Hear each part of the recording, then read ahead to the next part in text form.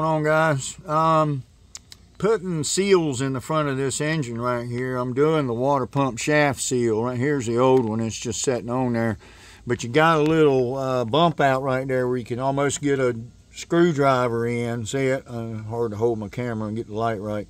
So, but you can't get the screwdriver all the way back to the back of the seal.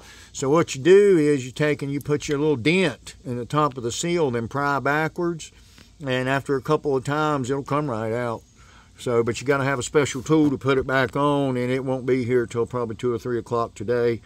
I can probably go ahead and put that distributor seal in while I'm fiddling around and waiting on stuff. But so it's not too bad. I was dreading doing it, man. I think putting it on is going to be the real trick, but with that tool it should work pretty good. I'll post a little video about that, and I'm going to get her back together today, and hopefully she's going to fire up and run. You know, I rebuilt that OptiSpark, and, well, kind of, sort of, really just cleaned it out and put Loctite on the screws on the rotor button and stuff like that. It's not an old part, but, you know, I guess that's a problem, part of a problem, these things leaking and the rotor buttons coming loose in them.